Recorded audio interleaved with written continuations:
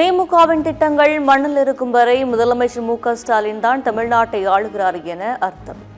செங்கல்பட்டு மாவட்டம் மறைமலை நகர் பிரச்சாரத்தில் பேரறிஞர் அண்ணா நடையில் பேசிய முதலமைச்சர் மு.க.ஸ்டாலின்.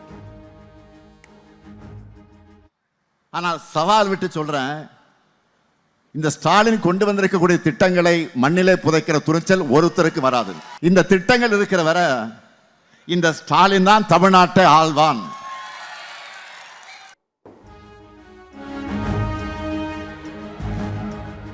தமிழ்நாட்டின் இரட்டை இலக்க பொருளாதார வளர்ச்சிக்கு கடந்த அதிமுக ஆட்சிதான் காரணம்.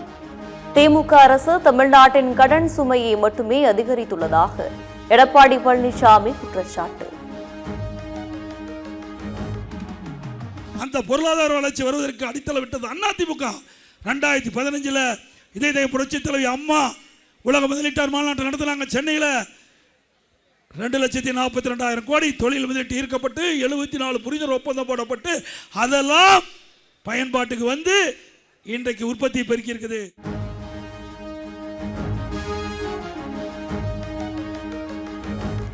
ஒவ்வொரு முறையும் ஆட்சி மாறுகிறது, ஆட்கள் மாறுகிறார்கள், ஆனால் ஆட்சி முறை மாறவில்லை. ஓட்டுக்காக வரவில்லை, நாட்டுக்காக வந்துள்ளதாக நெல்லை தேர்தல் பிரச்சாரத்தில் சீமான் பேச்சு. ஆண்டுக்கு ஒரு முறை ஆட்சி மாறுகிறது, ஆள் மாறுகிறது, ஆட்சி முறை மாறவில்லை. நான் நிற்பது உன் உடன் பிறந்தவன் நிற்பது உன் ஓட்டுக்காக அல்ல, நம் நாட்டுக்காக என்பதை நீ நினைவில் கொள்ள வேண்டும்.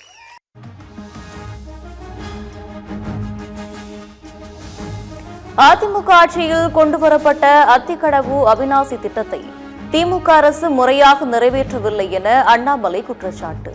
பதனி குடித்துவிட்டு சர்க்கரை கம்மியா போட்டிருக்கு என கேட்பவர் தான் முதலமைச்சர் மு.க.ஸ்டாலின் என விமர்சனம். உங்களுக்கு தெரியும், அவிநாசி அத்திக்கடவு திட்டத்தினுடைய கதாநாயகர் அண்ணன் எடப்பாடி பழனிசாமி அவர்கள் என்பது நம்ம எல்லோருக்குமே தெரியும். ஆனால் திராவிட முன்னேற்ற கழகத்தினுடைய ஆட்சியில் அதையும் முழுமைப்படுத்தும். அவருக்கு போய் பதவியில் கொடுத்தீங்கன்னா பதவியில் சாப்பிட்டு என்னப்பா சர்க்கரை கொஞ்சம் கம்மியா போட்டீங்க அப்படின்னு.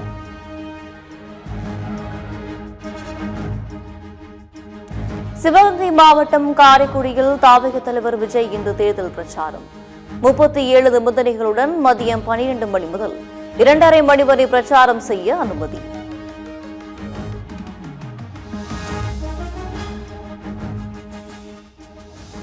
அதிமுக கூட்டணியை வெற்றி பெற செய்தால் பழைய ஓய்வு திட்டத்தை கொண்டு வரப்படும் என அன்புமணி வாக்குறுதி.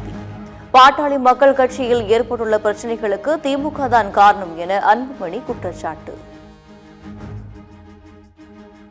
உங்ககிட்ட பணம் வாங்கி உங்களுக்கு ஓய்வூதியம், ஆனால் அனைத்து இந்திய அண்ணா திராவிட முன்னேற்ற கழகத்தின் தலைமையிலான ஆட்சியில் அப்படி கிடையாது. பழைய ஓய்வூதியத்தை நாங்கள் உங்களுக்கு வழங்குவோம். நம்ம கட்சிக்குள்ள இந்த சில குழப்பங்கள்லாம், இதற்கெல்லாம் காரணம் இந்த மானங்கட்ட திமுக தான் காரணம், கேடுகட்ட திமுக தான் காரணம். அதை நீங்க அவங்க மனசுல வச்சுக்கணும். நீங்க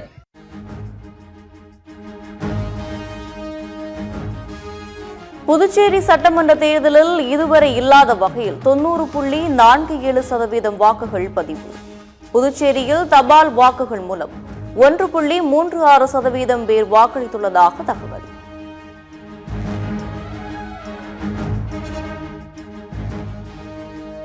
அசாம் சட்டமன்ற தேர்தல் வரலாற்றில் அதிகபட்சமாக முதல் முறையாக 85.38% வாக்குகள் பதிவு. 130 தொகுதிகளை கொண்ட கேரள சட்டமன்ற தேர்தலில் 78.03% வாக்குகள் பதிவு.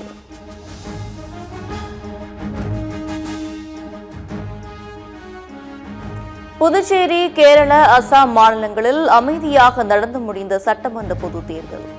வாக்குப்பதிவு இயந்திரங்கள் சீல் வைக்கப்பட்டு ஸ்ட்ராங் ரூமில் பலத்த பாதுகாப்புடன் வைக்கப்பட்டுள்ள வாக்குப்பதிவு இயந்திரங்கள்.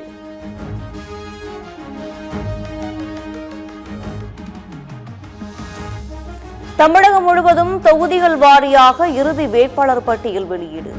சென்னையில் உள்ள 16 சட்டமன்ற தொகுதிகளில் மொத்தம் 419 வேட்பாளர்கள் போட்டி.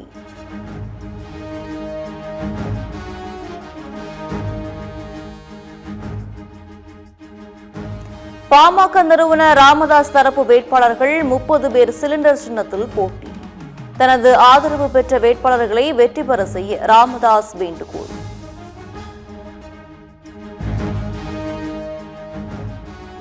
தேனி மாவட்டம் உத்தமபாளையம் பேருந்து நிலையம் அருகே தாவேக திமுக கூட்டணியினர் இடையே வாக்குவாதம். தாவேகாவிற்கு ஒதுக்கப்பட்ட நேரத்தில் திமுகவினர் பிரச்சாரம் செய்து கொண்டிருந்ததால் கடும் வாக்குவாதம்.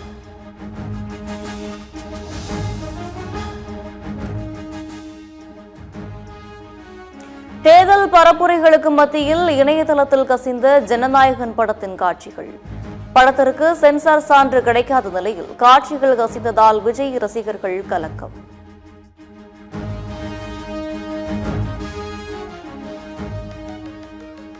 இரண்டு நாள் அரசு முறை பயணமாக கத்தார் சென்றுள்ள மத்திய பெட்ரோலியத்துறை அமைச்சர் ஹர்தீப் சிங் பூரி. எரிபொருள் இறக்குமதி தொடர்பாக கத்தாரில் முக்கிய அதிகாரிகளுடன் அமைச்சர் ஹர்தீப் சிங் பூரி பேச்சுவார்த்தை.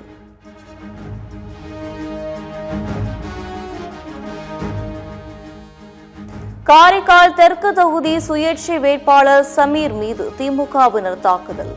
வாக்குப்பதிவு முடிந்ததும் நடத்தப்பட்ட தாக்குதலில் காயமடைந்த சமீர் மருத்துவமனையில் அனுமதி.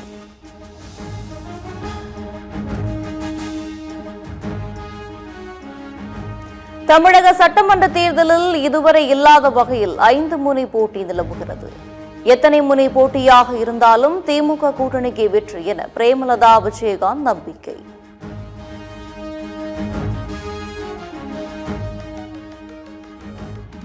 திருப்பூரில் தூய்மை பணியாளர்கள் அடுத்தடுத்து தாக்கப்பட்டு வரும் நிலையில் மாநகராட்சி மேற்பார்வையாளர் மீது தாக்குதல். நியாயம் கேட்டு சென்ற தூய்மை பணியாளரை மிரட்டும் தொனியில் பேசிய பாஜக பிரமுகர்.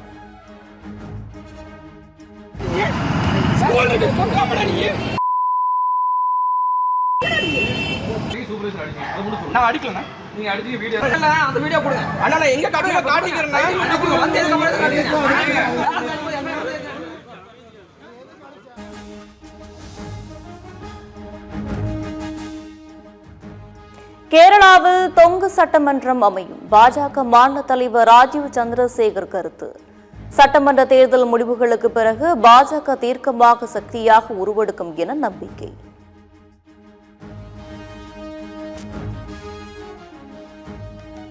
வெற்றியை இழக்கக்கூடாது என்பதால் உதயசூரியன் சின்னத்தில் மதிமுக வேட்பாளர் போட்டி. சீர்காழி தொகுதியில் தனி சின்னத்தில் போட்டியிடும் முடிவை மாற்றியது குறித்து துரை வைகோ விளக்கம்.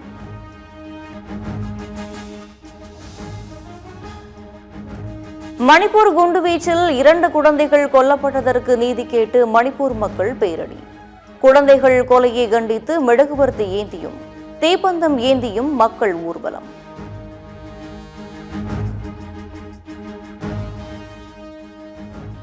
தமிழ்நாட்டில் 1 முதல் 9ஆம் வகுப்பு மாணவர்களுக்கு ஏப்ரல் 17ஆம் தேதி முதல் கோடை விடுமுறை. கோடை விடுமுறை முடிந்து ஜூன் 1ஆம் தேதி பள்ளிகள் திறக்கப்படும் என பள்ளி கல்வித்துறை அறிவிப்பு.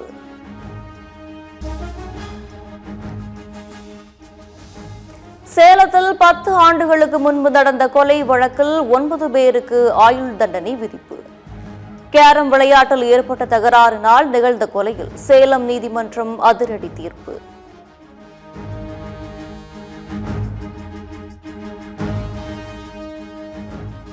ஈரான் போரை விரும்பவில்லை, அதே சமயம் விட்டுக் கொடுக்கவும் போவதில்லை என உயர்தலைவர் முஜ்தபா கமேனி திட்டவட்டம். ஹோர்மூஸ் நீரிணையை நிர்வகிப்பது புதிய கட்டிடத்திற்கு நகர்வதாக முஜ்தபா கமேனி அறிவிப்பு.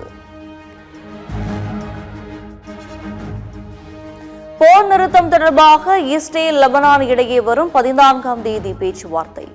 அமெரிக்காவில் நடைபெறவுள்ள இஸ்ரேல் லெபனான் பேச்சுவார்த்தையை நிராகரித்த ஹிஸ்புல்லா அமைப்பு. லெபனான் மீது இஸ்ரேல் நடத்தி வரும் தொடர் தாக்குதலால் 2 நாட்களில் 300க்கும் மேற்பட்டோர் உயிரிழப்பு. பேச்சுவார்த்தைக்கு முன்பாக தாக்குதலை நிறுத்த வேண்டும் என்ற கோரிக்கையை நிராகரித்த இஸ்ரேல் அதிபர் நெதன்யாகு.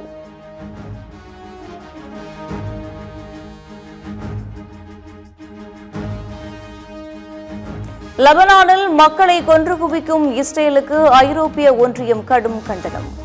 ஐநா மற்றும் ஐரோப்பிய ஒன்றியத்தின் எச்சரிக்கையை மீறி லெபனான் மீது இஸ்ரேல் தொடர் தாக்குதல். கொல்கத்தா அணிக்கு எதிரான IPL போட்டியில் லக்னோ அணி த்ரில் வெற்றி. முகுல் சௌத்ரியின் அதிரடியால் லக்னோ அணி கடைசி பந்து லக்கை எட்டி அசத்தல்.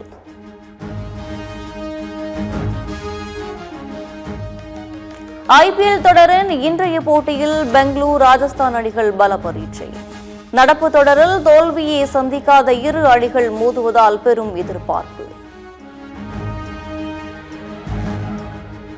ஆசிய பேட்மிண்டன் சாம்பியன்ஷிப் ஆடவர் ஒற்றையரில் ஆயுஷ் ஷெட்டி காலிறுதிக்கு தகுதி.